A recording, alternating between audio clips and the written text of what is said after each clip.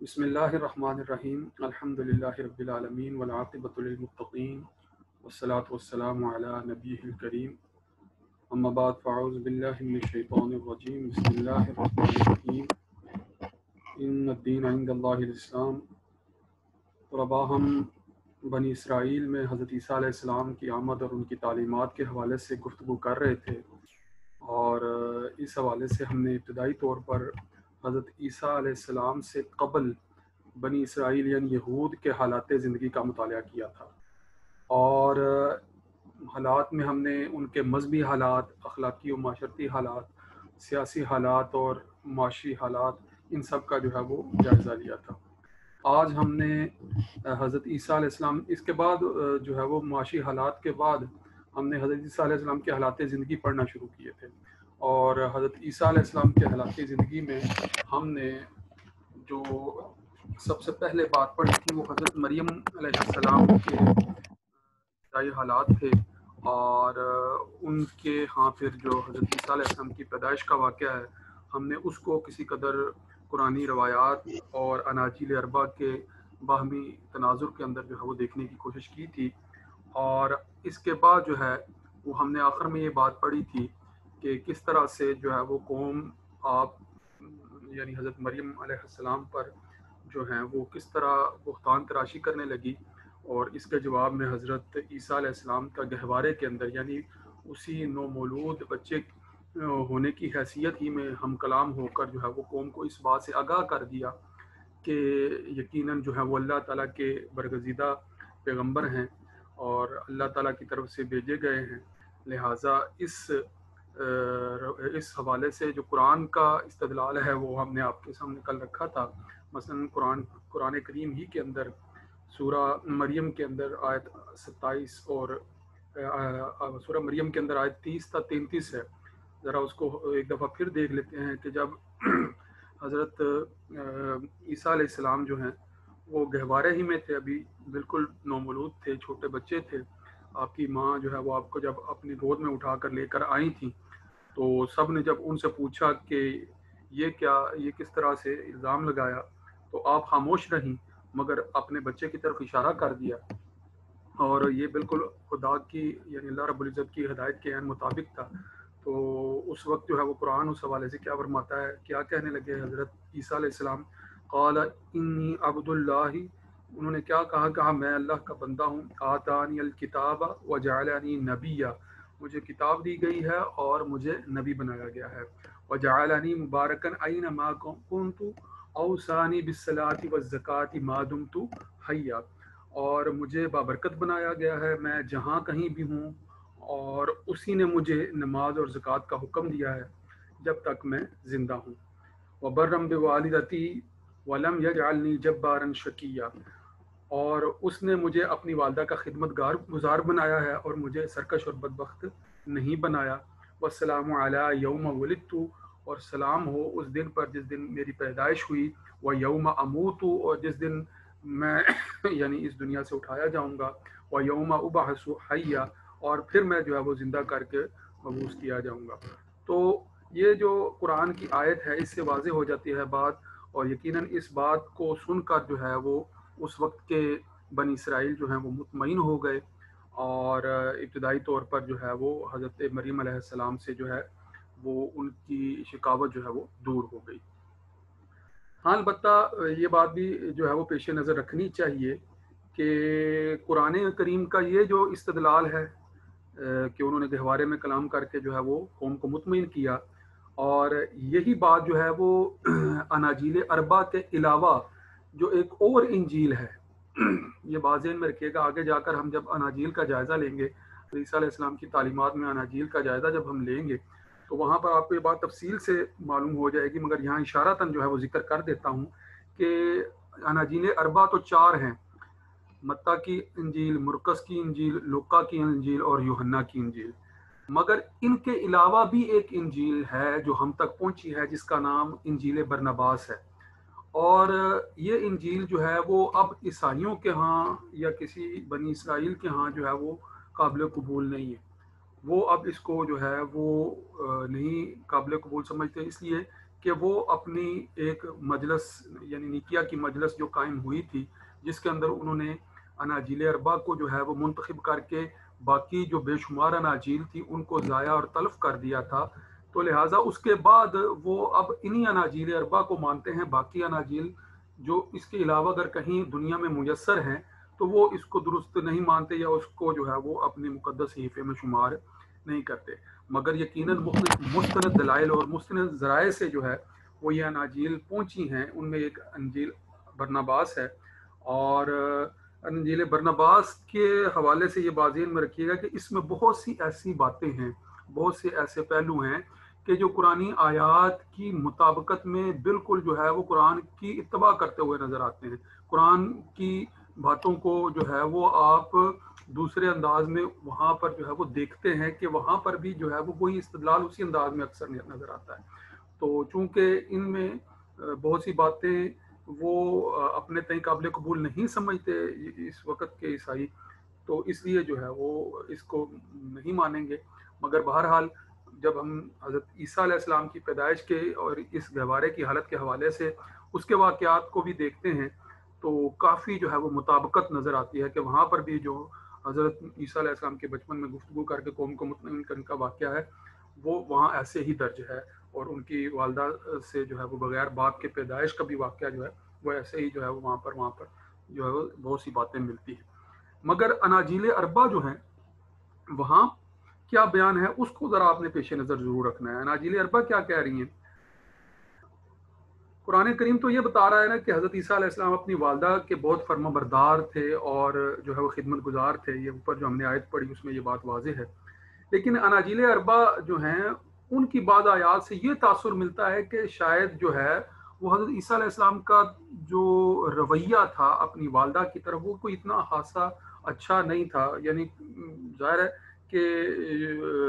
اگر اس تصور کو لیں کہ ایک بن باپ کے بچہ ہے اور اس کی کس طرح سے پرورش ہوئی ہوگی اور لوگوں کے اندر اس نے کس طرح سے زندگی گزاری ہوگی اور ماں کو جو ہے وہ کن نظروں سے جو ہے وہ دیکھا جاتا ہوگا، تو اس تاثر کو باقی اناجیل جو ہیں وہ کسی قدر ابھارتی ہوئی نظر آتی ہیں۔ لہٰذا ایک اقتباس جو ہے وہ اس ضمن میں متی کی انجیل کا ذرا دیکھ لیں، باب 12 آیات جو ہیں وہ 46 تا 49 ہیں، ذرا دیکھیے کہ جب وہ بھیڑ سے یہ کہہ رہا تھا کہ اس کی ماں اور بھائی باہر کھڑے تھے اور اس سے بات کرنا چاہتے تھے، کسی نے اس سے کہا دیکھ تیری ماں اور تیرے بھائی باہر کھڑے ہیں اور تجھ سے بات کرنا چاہتے ہیں، اس نے خبر دینے والے کو جواب میں کہا کون ہے میری ماں اور کون ہے میرے بھائی، اور اپنے شاگردوں کی طرف ہاتھ بڑھا کر کہا دیکھو میری ماں اور میرے بھائی یہ ہیں۔ تو اپنے شاگردوں کو سب کچھ کہہ رہا ہے، ماں بھائی سب کچھ کہہ رہا ہے، یعنی یہ جو تاثر مل رہا ہے حضرت عیسیٰ علیہ السلام کی طرف کہ وہ اپنی ماں کی طرف جو ہے وہ کوئی زیادہ خدمت گزاری والا اور ادب آداب والا رویہ نہیں رکھتے تھے، یہ تاثر جو ہے وہ قرآنی تعلیمات یا کسی قدر انجیل برناباس جو کہ حضرت عیسیٰ علیہ السلام کے حواری تھے ان میں سے ایک ہی یہ انجیل لکھی ہوئی ہے، تو ان کی گفتگو سے بھی جو ہے وہ یہ بات ظاہر ہوتی ہے کہ ایسی بات نہیں تھی۔ بہرحال آگے چلتے ہیں، یعنی واقعہ کچھ یوں ہے کہ اس واقعے کے بعد ہم جو ہے وہ یہ تاثر جو قائم ہوتا ہے کہ حضرت عیسیٰ علیہ السلام کی قوم کو جب انہوں نے بچپن ہی میں جو ہے وہ اپنے نبی ہونے کا تاثر جو ہے وہ دے دیا تھا، تو پھر قوم کو یقین آ گیا اور قوم جو ہے وہ مطمئن ہوگی، کسی قدر جو ہے وہ ان پر جو ہے وہ شکوک و شبہ جو ہے ان کے رفع ہو گئے ابتدائی طور پر، اور بہت سے لوگ جو ہیں وہ حضرت مریم علیہ السلام کی جو ہے وہ پاک دامنی کو تسلیم کرنے لگے، لہٰذا وہ اب اس حالت میں جو ہے وہ وہیں پر جو ہے وہ رہنے لگے۔ روایات میں آتا ہے کہ وہ ابتدائی طور پر جو ہے وہ وہاں ربوہ ایک مقام ہے، یعنی ربوہ سے مراد عام طور پر کسی بھی علاقے کی کوئی بلند جگہ ہوتی ہے، یعنی جو پہاڑی یا چوٹی یا تھوڑی سی بلندی والی جگہ ہو، تو یہ باقاعدہ کسی بستی کا نام نہیں ہے ربوہ۔ تو ربوہ سے مراد یہاں شہر یا قصبہ یا کوئی بستی نہیں ہے، بلکہ اس سے مراد ایک بلند زمین ہے۔ اللہ تعالیٰ نے دونوں ماں بیٹی کو جو ہے وہ اس بلند زمین پر ٹھہرایا تھا، اور قرآن کریم میں اس حوالے سے جو ہے وہ کیا ذکر ہے کہ وَجَعَلْنَا ابْنَ مَرْيَمَ وَأُمُّهُ آیَةً وَأَوْحَیْنَاهُمَا إِلَىٰ رَبْوَةٍ ذَاتِ قَرَارٍ وَمَعِینٍ، کہ ہم نے ابن مریم اور ان کی والدہ کو ایک بڑا نشان بنایا اور ہم نے ان دونوں کو بلند زمین پر پناہ دی جو ٹھہرنے کے قابل اور شاداب تھی. تو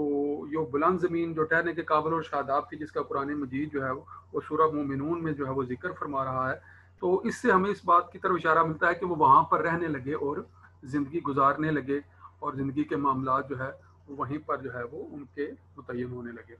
بہرحال اس حوالے سے متی کی انجیل کا کیا بیان ہے؟ وہ کہتے ہیں کہ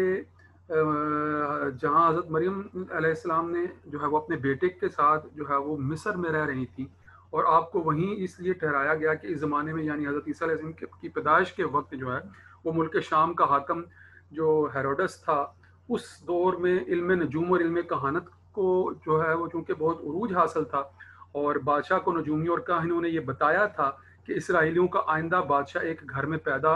ہو گیا ہے، اور وہ گھر حضرت مریم کے شوہر یوسف نجار کا ہے. بادشاہ نے اس بچے کو قتل کرنے کا ارادہ کر لیا، اور یوسف نجار کو جب بادشاہ کے اس ارادے کی خبر ملی تو وہ حضرت مریم علیہ السلام اور بیٹے کو لے کر مصر کی طرف چلے گئے.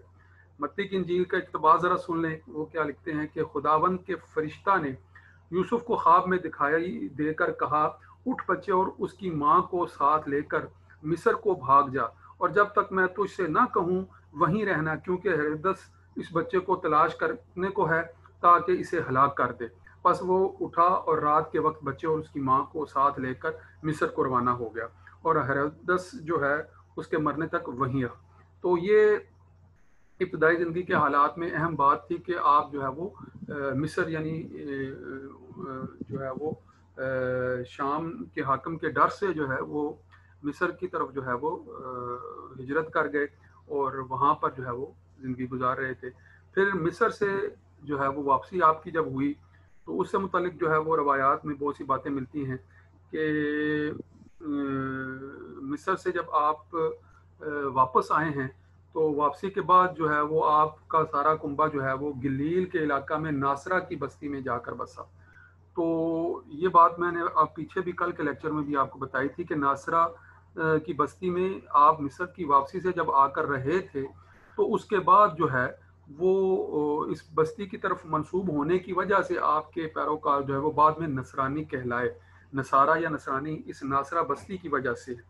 مگر بعض روایات میں جو یہ ذکر کیا گیا ہے، جیسا کہ کل ذکر ہوا تھا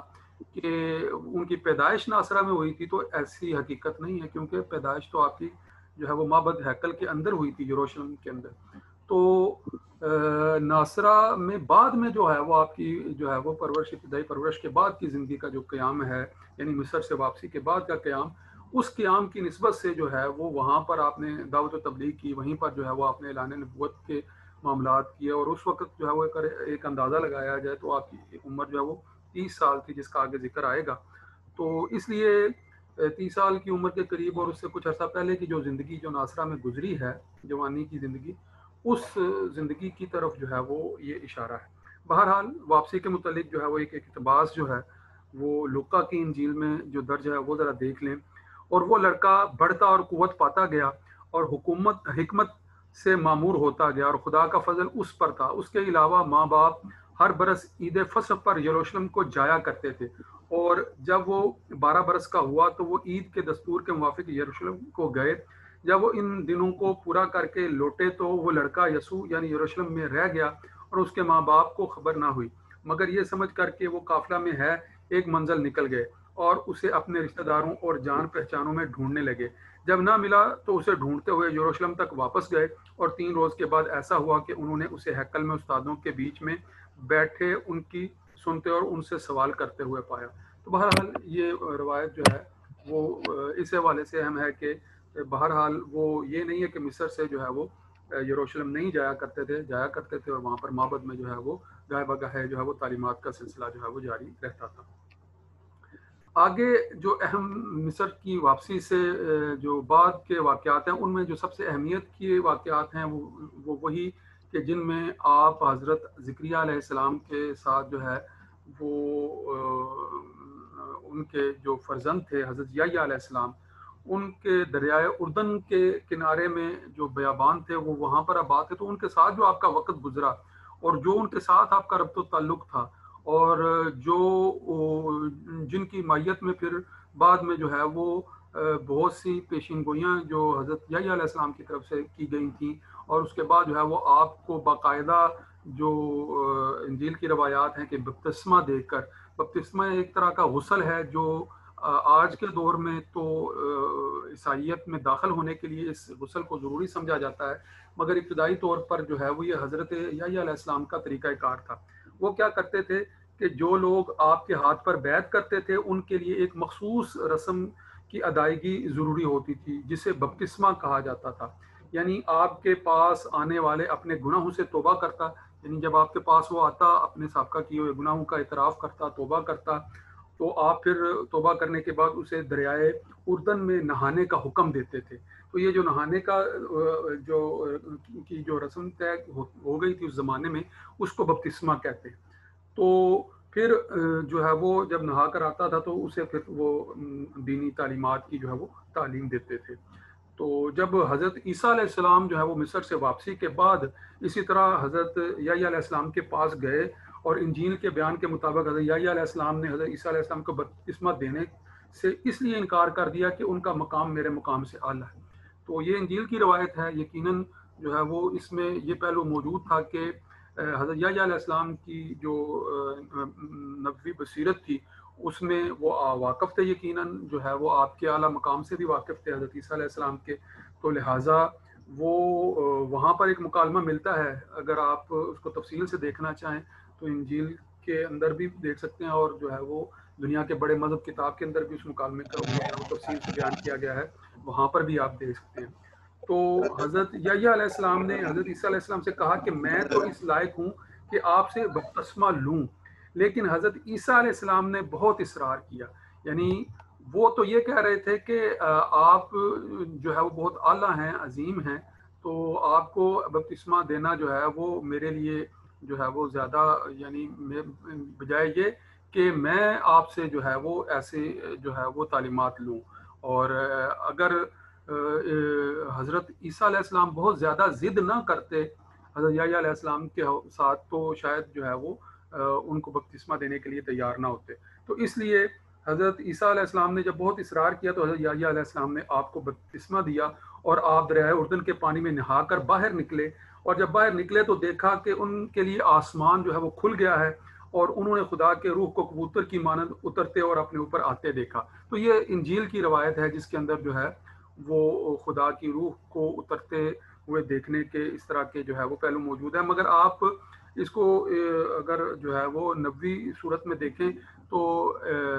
اگر اس اعتبار سے دیکھیں کہ جو ہے وہ اللہ رب العزت کے ہاں جو ہے وہ جب نبوت سے سرفراز کیے جانے والے تھے یا جا رہے تھے، یا جو ہے وہ اعلان نبوت کا وقت جب قریب آ رہا تھا، تو یقیناً جو ہے وہ شرح صدر کے وہ واقعات جن سے آپ کا سینہ کھل گیا اور زمین و آسمان کے بہت سے جو راز ہیں ان پر آشکارا ہونا شروع ہو گئے، تو اس طرح کے پہلو جو ہے وہ آپ ضمن میں ان کو ذہن میں رکھ سکتے ہیں کہ یقیناً جو واقع ہوئے ہوں گے، رونما ہوئے ہوں گے۔ لہٰذا یہ واقعہ جو یحییٰ علیہ السلام کے ساتھ حضرت عیسیٰ علیہ السلام کا واقعہ ہے، اس واقعے کو آپ جو ہے وہ ان کی نبوت کے واقعے سے سرفراز کر سکتے ہیں کہ اس طرح سے ان کو نبوت سے جو ہے وہ سرفراز کر دیا گیا، اور نبوتوں سے رسالت جو ہے وہ سرفراز ہونے کے وقت جو ہے وہ انجیل کی اور دیگر روایات میں جو ہے وہ یہی بات ہے کہ اس وقت آپ کی عمر جو ہے وہ 30 سال تھی، مگر یہ ہے کہ آپ کو اس بات کا ادراک تو تھا، مگر یہ ہے کہ آپ نے ابھی باقاعدہ اعلان نبوت لوگوں کے سامنے نہیں کیا تھا، اور اس وقت تک جو ہے وہ حضرت یحییٰ علیہ السلام کی نبوت ہی کا جو ہے وہ آپ کہہ سکتے ہیں دور چل رہا تھا،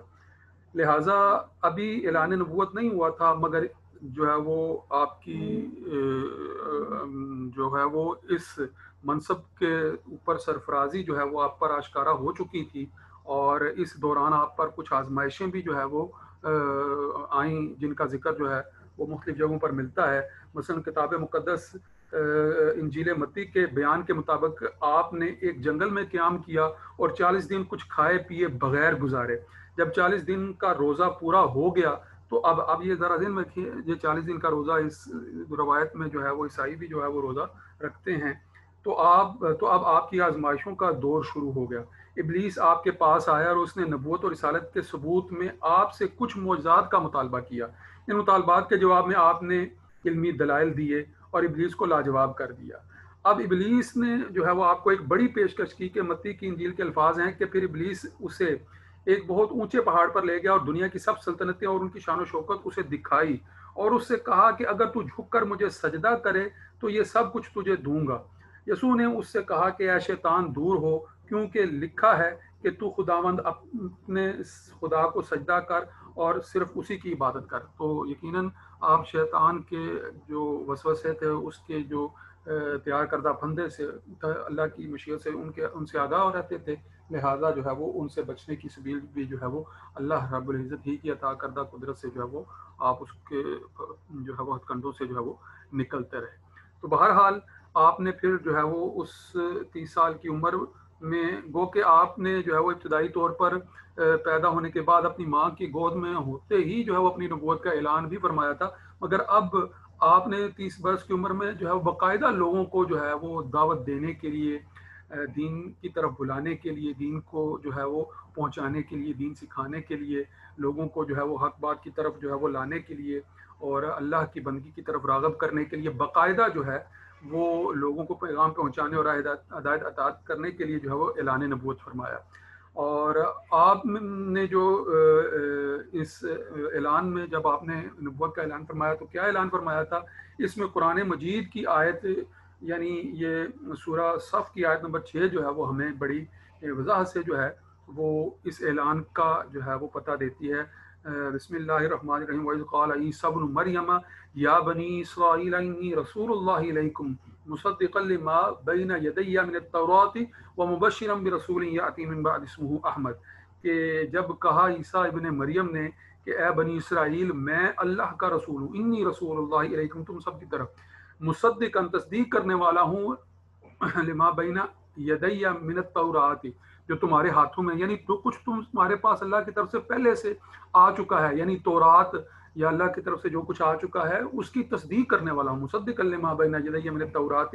ومبشرا، اور بشارت دینے والا ہوں، یعنی خوشخبری سنانے والا ہوں، بے رسول، ایک رسول کی یاتی جو آئے گا، من بعدہ، بعد میں، اسمہ احمد، اس کا نام احمد ہوگا۔ تو آپ دیکھیں کہ باقاعدہ وہ خوشخبری، وہ پیغام، وہ اعلان جس کے لیے حضرت عیسیٰ علیہ السلام کو مبعوث فرمایا گیا تھا، اس کا قرآن مجید ان الفاظ میں ذکر کر رہا ہے کہ اپنے نبی ہونے کا اعلان بھی فرما رہے ہیں، سابقہ کتب کی جو ہے وہ تصدیق بھی فرما رہے ہیں، اور بعد میں آنے والے نبی سے مراد حضرت محمد مصطفیٰ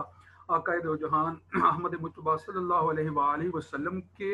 آنے کی خوشخبری سنا رہے ہیں، اور ان کے آنے کی خوشخبری اس طرح سے بتا رہے ہیں کہ باقاعدہ آپ کے نام سے بھی جو ہے وہ لوگوں کو، بنی اسرائیل کو آگاہ کر رہے ہیں۔ تو یہ دیکھیں کہ کس طرح کے واضح جو ہے وہ تعلیمات اور واضح پیغامات تھے بنی اسرائیل کے لیے نبوت کے تسلسل کے حوالے سے۔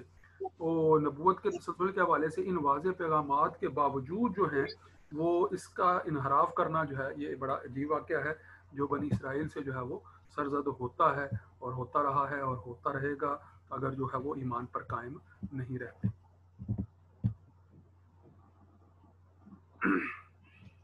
تو اس کے بعد آگے ذرا دیکھیے کہ حضرت عیسیٰ علیہ السلام نے جو اعلان نبوت فرمایا تو یقیناً پھر بہت سے معجزات کا ظہور بھی جو ہے وہ فرمایا تاکہ نبوت کی جو ہے وہ تصدیق ہو جائے۔ تو معجزات کے اندر جو ہے وہ جو بڑے بڑے معجزات جو اللہ تعالیٰ نے آپ کو عطا فرمائے تھے، قرآن میں بھی ان کا ذکر موجود ہے، اور قرآن نے ان معجزات کے واقعات جو ہے وہ مختلف مقامات پر بیان فرمائے ہیں، ان کو حوالوں سے آپ اپنی کتاب میں جو ہے وہ دیکھ سکتے ہیں۔ مگر اگر ہم جو ہے وہ نمبر وار جو ہے وہ ان معجزات کا ذکر کریں تو ان میں آپ جو ہے وہ مٹی سے کسی پرندے کی شکل بناتے اور پھر اس سے پھونک مارتے تو وہ خدا کے حکم سے زندہ بن جاتا، اور اس حوالے سے واقعہ جو ہے وہ موجود ہے۔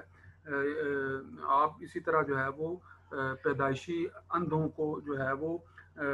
اللہ کے حکم سے جو ہے وہ بینائی عطا فرما دیتے تھے، اور جزام اور پوڑ کے مرض کو جو ہے وہ ہاتھ پھیر کر جو ہے وہ صحت مند کر دیتے تھے ایسے افراد کو۔ اسی طرح لوگ اپنے گھروں میں جو کھانا کھا کر آتے، جو مال گھروں میں رکھ آتے، آپ انہیں بتا دیتے کہ تم یہ کھا کر آئے ہو یا تمہارے پاس اتنا مال ہے، آپ اللہ تعالیٰ کے حکم سے مردوں کو زندہ کر دیتے تھے، بإذن اللہ کے احکام جو ہیں وہ معجزات جو ہیں وہ آپ سے صادر ہوتے تھے۔ اور یہ تو قرآن مجید نے ان معجزات کی جو ہے وہ وضاحت بیان کی ہے، جو ہے وہ تفصیل بیان کی ہے، اس سے پتہ چلتا ہے۔ انجیل کے اندر بھی جو ہے وہ آپ کے معجزات کا تذکرہ ہے۔ مثلا متی کی انجیل میں لکھا ہے کہ اور یسوع تمام گلیل میں پھرتا رہا اور ان کے عبادت خانوں میں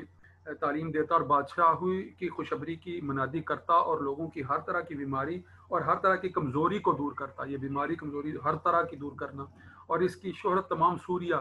میں پھیل گئی, یعنی سوریا اس وقت کا مصر اور شام کا علاقہ, اور لوگ سب بیماروں کو جو طرح طرح کی بیماریوں اور تکلیفوں میں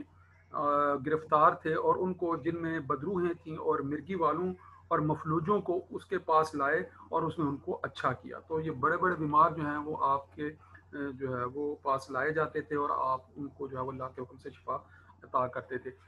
اب جب آپ نے آپ صلی اللہ علیہ وآلہ وسلم کے آنے کی جو ہے وہ خوشخبری سنا دی, آپ کے ہاتھ پر جو ہے وہ معجزات جو ہیں وہ صادر ہو رہے ہیں, لوگ دور دور سے آ رہے ہیں اور جو ہے وہ آپ کے ساتھ جو ہے منسلک ہو رہے ہیں, تو یقیناً یہ پہلو, یہ بات جو ہے وہ ان لوگوں کے لیے قابل قبول نہیں تھی کہ جو بنی اسرائیل کے اندر اپنی سرداری, اپنی سطوت, اپنی حکومت, اپنی جو ہے وہ اجارہ داری, مذہبی اجارہ داری, اپنے معاملات کو جو ہے وہ قائم کیے ہوئے تھے. تو لہٰذا یہود اور بالخصوص جو ہے وہ یہودیوں کے سپوری فرقہ جو ہے, اس کا ذکر میں نے آپ کے سامنے کل کیا تھا, ان کے ہاں یہ قابل انتہائی ناگوار تھی, ناقابل قبول بات تھی کہ یہ دن بدن جو ہے وہ حضرت عیسیٰ علیہ السلام کی جو ہے وہ شہرت اور ان کی طرف جو ہے وہ لوگوں کا رجحان, عامۃ الناس کا آپ کے ساتھ جو ہے وہ منسلک ہونا, آپ کے ساتھ مربوط ہونا اور آپ کی دعوت پر لبیک کہنا. لہٰذا جب ہم اناجیل کا جو ہے وہ مطالعہ کرتے ہیں تو ہمیں پتہ چلتا ہے کہ پھر انہوں نے ایسے اقدامات کیے کہ جس سے آپ کو گرفتار کر لیا گیا اور پھر عدالت میں پیش کرنے کا فیصلہ کیا گیا. تو اس واقعے کو ذرا دیکھیے, اپنی کتابوں میں بھی دیکھیے کہ آپ کی گرفتاری جو ہے وہ اناجیل کی روایات کے مطابق جو ہے عمل میں لائی گئی تھی, اور یہود کو آپ کی یہ تبلیغ گوارا نہیں تھی. وہ آپ کی شہرت اور کامیابیاں دیکھ کر حسد کرنے لگے تھے اور انہوں نے اب آپ کے خلاف سازشیں شروع کر دیں. انہوں نے رومی حکام کو آمادہ کیا کہ آپ کے خلاف مقدمہ چلایا جائے. آپ کے 12 حواریوں یعنی ساتھیوں اور شاگردوں میں سے ایک حواری جس کا نام یہودا اسکریوتی بتایا جاتا ہے, انجیل کی روایات میں موجود ہے, وہ گرفتاری کے حوالے سے اس کی جو ہے وہ مخبری کی جو ہے وہ نشاندہی کی گئی ہے کہ گرفتار کروانے کے لیے اس نے, یعنی یہودا اسکریوتی نے جو ہے وہ آپ کی نشاندہی کی تھی. وہ بظاہر جو ہے وہ آپ کے حواریوں میں شمار کیا جاتا تھا. تو جب آپ کو گرفتار کرنے کے لیے رومی فوج کا جو ہے وہ لشکر آیا تو حضرت عیسیٰ علیہ السلام کے حواریوں نے, جو آپ کے ارد گرد لوگ تھے, انہوں نے مزاحمت کرنے کی کوشش کی اور لڑنے کی بھی کوشش کی, مگر حضرت عیسیٰ علیہ السلام نے ان کو روک دیا, منع فرما دیا لڑنے سے اور مزاحمت کرنے سے. اور چونکہ انبیاء جو ہیں وہ اللہ کی مشیت سے واقف ہوتے ہیں, اس لیے انہوں نے یہ کہہ دیا, انجیل میں یہ روایت نقل ہے کہ جو کچھ لکھا جا چکا ہے وہ پورا ہو کر رہنا ہے, یعنی اللہ تعالیٰ کی مشیت جو ہے وہ حقیقت میں روح پذیر جو ہے وہ ہوگی. تو جب انہوں نے یہ کہا تو متی کی انجیل کے الفاظ ہیں, اس پر سب شاگرد یعنی حواری جو ہیں وہ آپ کو چھوڑ کر بھاگ گئے. تو آپ یہ کہہ سکتے ہیں کہ یقیناً حواریوں نے پھر مزاحمت نہیں کی اور آپ کو پھر روم کی عدالت میں جو ہے وہ رومی عدالت میں جو ہے وہ لے جانے کا فیصلہ کیا گیا. تو اناجیل اربع کے مطابق آپ کو رومی حاکم پلاطس کی عدالت میں پیش کیا گیا. رومی حاکم تو آپ کو رہا کرنا چاہتا تھا, لیکن یہود اس بات پر اصرار کر رہے تھے کہ یسوع کو سولی پر لٹکایا جائے. جب ان کا دباؤ جو ہے وہ حد سے بڑھ گیا تو حاکم نے آپ کو سزائے موت دینے کا حکم سنا دیا. یعنی بظاہر آپ کے کوئی بھی اقدامات عدالتی فیصلے پر ایسے پورے نہیں اترتے تھے کہ جس کے مطابق جو ہے وہ سزا سنائی جا سکے یا سزا دی جا سکے. یعنی جو سازشیں وہ کرتے تھے, جو جرم وہ لگاتے تھے, ان میں بڑی باتیں یہی تھیں کہ یہ جو ہیں وہ لوگوں کو بہکاتے ہیں, جو ہے وہ جادو کرتے ہیں لوگوں کو جو ہے. تو جب ان کے سامنے یہ باتیں وہ ثابت نہیں کر سکے تو کوئی بھی بات, اور اس میں بڑا الزام جو ہے وہ یہ بھی تھا کہ یہ لوگوں کو جو ہے وہ ہمارے معبودوں اور سے جو ہے وہ منحرف کرتے ہیں اور جو ہے وہ شرک کے مرتکب ہوئے ہیں. اس طرح کے الزامات جو ہے وہ لگا کر جو ہے وہ آپ کو عدالت میں جو ہے وہ لایا گیا, مگر عدالت میں ثابت نہ ہونے کے باوجود جو ہے وہ حاکم پلاطس نے جو ہے وہ آپ کے خلاف جو ہے وہ فیصلہ کیا. اس حوالے سے آگے جو بات جس کے اوپر جو ہے وہ کافی بحث ملتی ہے کہ عدالت کے فیصلے کے مطابق کیا آپ کو सलीब दे दी गई थी, सलीब पर लटका दिया गया था और आप